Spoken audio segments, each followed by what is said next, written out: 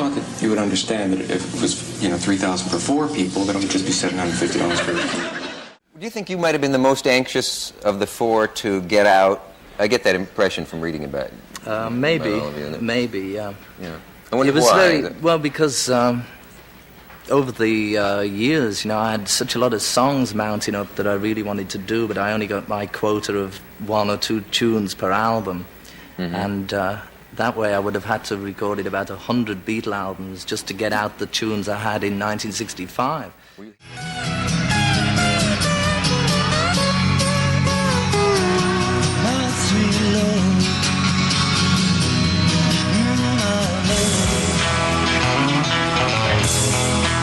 Friend Avi Shankar was from Bangladesh. He was trying to do a benefit and he was trying to raise people's awareness, but he didn't know how to do it. Now I'm asking all of you to help us save some lives. John, you know, he made me more aware of using the Beatle power to make more money, and that's what I did.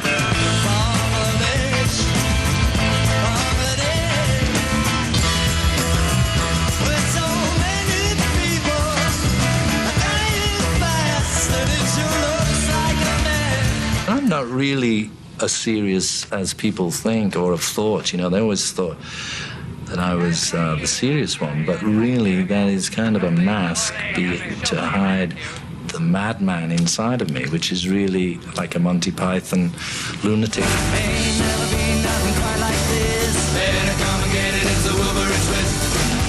I mean, just for me, I could sort of look at it as though I wasn't in it and just think, wow, look at all this lot. You know, it's amazing. You see Dylan, Roy Orbison singing over your right shoulder. It just gives you goosebumps. Honestly, when I'm standing with George Harrison singing over my shoulder.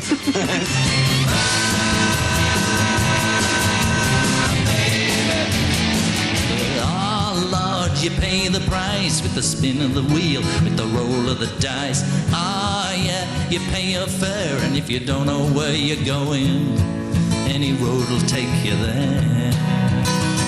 It was important to me, rather than pursuing another $1 million or another hit record, was to find out who am I, where have I come from, and where am I going.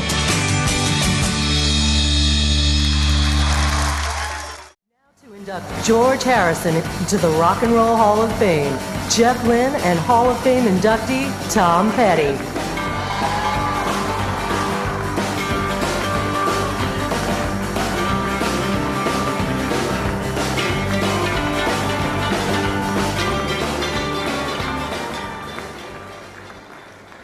Thank you.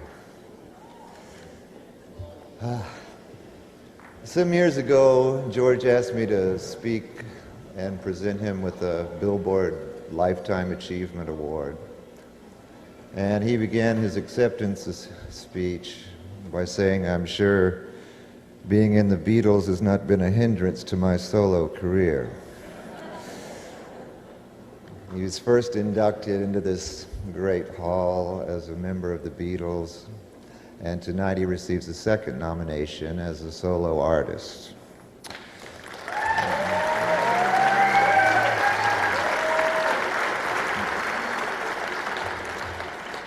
Having stood on stage and off between Lennon and McCartney is a really tough spot for an aspiring songwriter.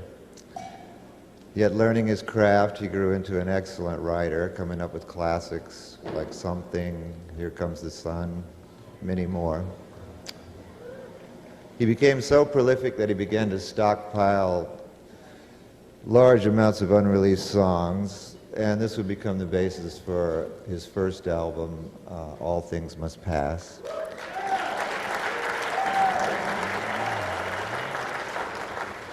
Which was the first #1 album by an ex-Beatle. And many more hits would come. He often said he wasn't pursuing a solo career at all. He never hired a manager or had an agent. He just loved playing music with his friends. And he loved guitars, and he loved rock and roll, and he loved Carl Perkins, and he loved Little Richard, and he loved Danny and Olivia. And he loved He loved to stay up all night long and play the ukulele till dawn, till the kids were all in bed and tucked away. Throughout the 80s, he hit #1 again with his Cloud 9 LP, and then he formed what he called his other band, the Traveling Wilburys.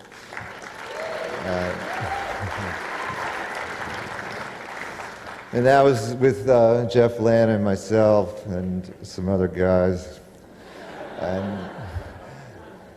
But George really was a man who lived every single minute of his life. He really filled a room. He was a very upbeat person. He had a very keen sense of humor, very keen sense of spirit. He was never preachy. He led by example. Years before Live Aid, George invented the idea of rock and roll giving back to the people.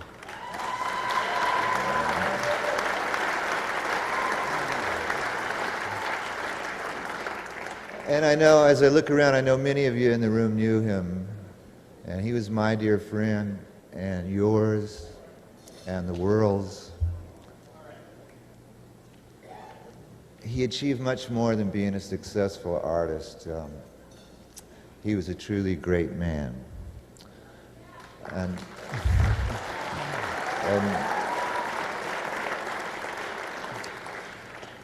And so we're going to put him in the Hall of Fame. We're going to induct him. We're going to just push him right in there. But I need you all to say Hare Krishna. He's in there.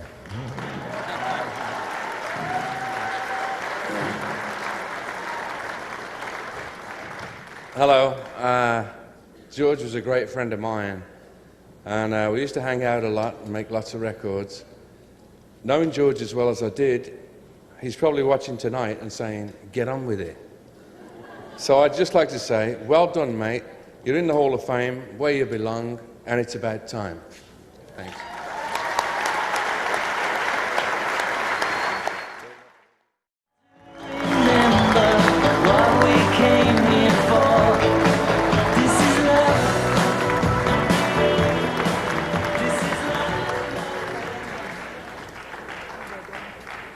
Dad actually came back in 1987 from when he got the last one of these, and I never told you this, but I broke it, and I glued the bit back in, but no one noticed.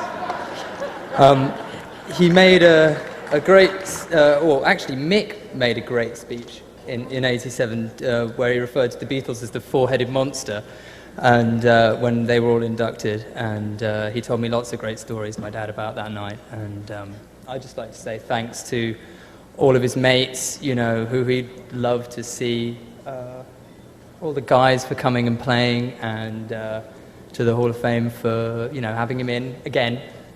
And yeah, to everyone who's ever liked his music, good on you. Cheers.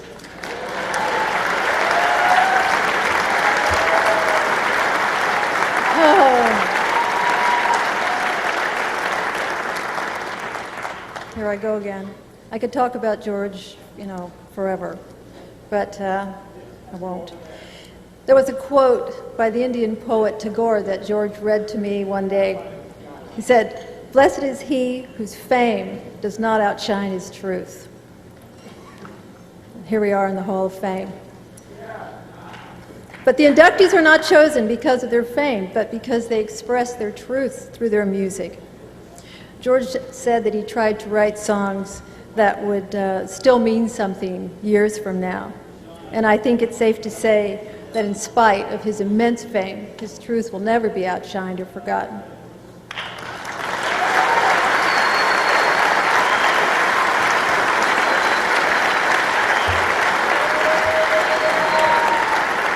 Good. If he were here, you know, he'd get a kick out of tonight. He'd be wanting to see everybody and party.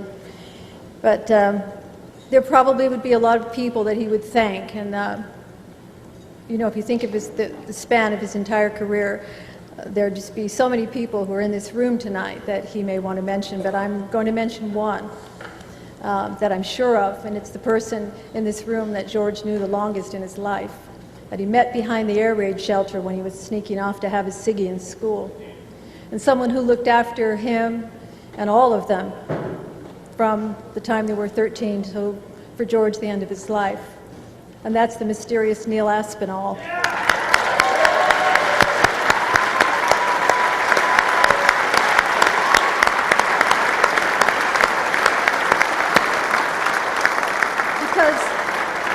Thank you, Neil, for holding it together for all these years, because really the whole phenomenon might not have happened or stayed together as long as it did without him. And, you know, he helped us, he's helped his family, and George loved him dearly, and many of you as well. So thank you very much, and let's let George's music speak for itself.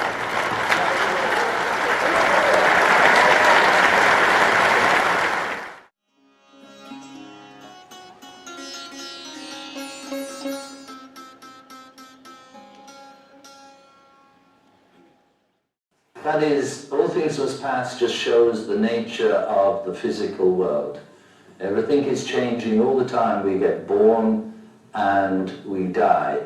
But we are in this body and we go through from birth to death. We stay the same.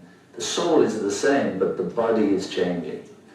And like that, you know, it's the nature of, it's called duality, and it just keeps changing, but everything passes except the essence of that, which is our soul. You know, I don't believe I have great musical ability or great lyrical ability.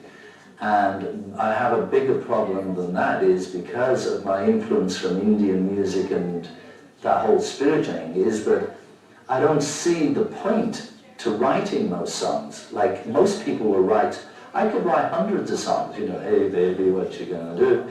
You know, I could churn them out, but I don't want to.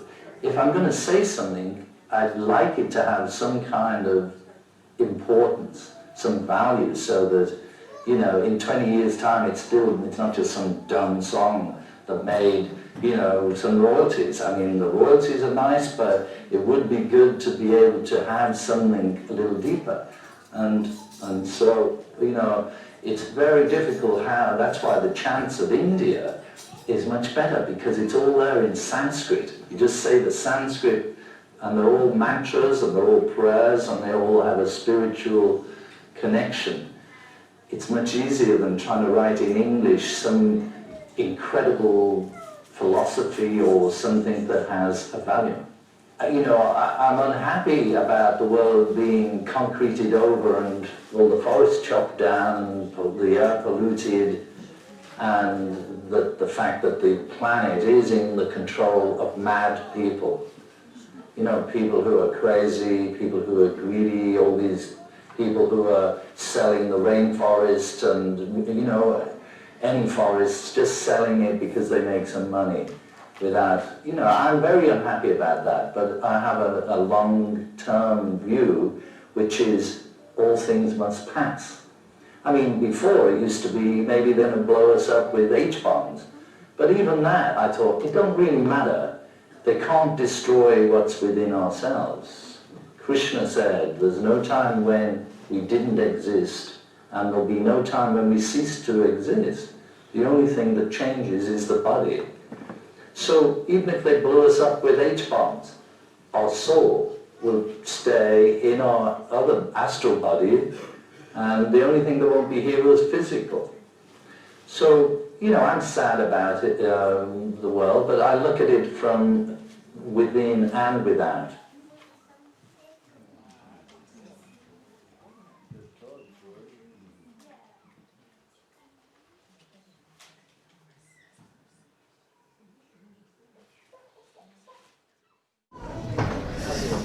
Okay. All right. So we've got a few musicians here this evening. I'm going to... Is that one of yours? No, okay. Anyone lost a little plastic? What's it? No? Okay. This is to make it informal, you see. So you don't feel it's like a big presentation. Very informal. Let's just to ask you, apart from the Hare Krishna mantra, what was the first of the George's songs that made a big impression on you? My Sweet Lord? Something? Here Comes the Sun? Within You Without You. Within You Without You? We've had that one. Yes, something. Yes, yes. Taxman, yes, that was a very pointed, but it's kind of big, people are becoming more aware now of what's really going on behind the scenes. George, what's that one? The Art of Dying. The Art of Dying. Don't bother me. Give me life. Give me life. Yeah. Still my guitar gently. When my guitar gently weeps. Oh, the Piggies. Piggies. I Need Mine. I Mean Mine. Hear me, Lord. Far East Man. Far East Man. Anyone else? It's going to take money. Huh? It's going to take money. It's going to take money. Lots of money. That's the words, yeah. Well, it does, didn't he? George earned a lot of money and he gave away a lot of money. The money flowed through him. He didn't hold on to it and he used it for wonderful, wonderful purposes. Well, for the first song that, of course, I liked all these songs. There was a kind of a wry, they were different. It wasn't the kind of sugar-coated la la love love that some of the Beatles did. It wasn't the kind of cynical, it was a bit different. It was tend to be a bit more realistic. Don't bother me. Just don't bother me. He's a boy, And what's the other one? I want to tell you. What's that one called?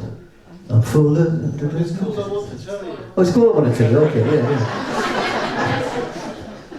But he can't get it together. It's things aren't really kind of. He's being honest about it, and I think that's the hallmark of George Harrison's songs. He was incredibly honest about his ups, and about his downs, about his loves, and about his hanky-panky. He said he was all there. He bared his soul, he bowed his heart, he bared his soul, he shared his journey. He wasn't pretentious. He was very direct, very forthright, very honest. So I'd like to sing a song, or a bit of poetry song, of the song of George which made a big impression on me. I used to play over and over and over and over again. It was the first time I'd ever really heard any philosophy in any of the pop songs, especially the Beatles. There was some kind of interesting whimsical things, but here and there. But this one was on the Sgt. Pepper's album, and it was the first time that any of the Beatles went outside of the Beatles to make a song. He had a whole crew. I believe they came from Bombay, who were on his on that particular record album. It's called Within You Without You.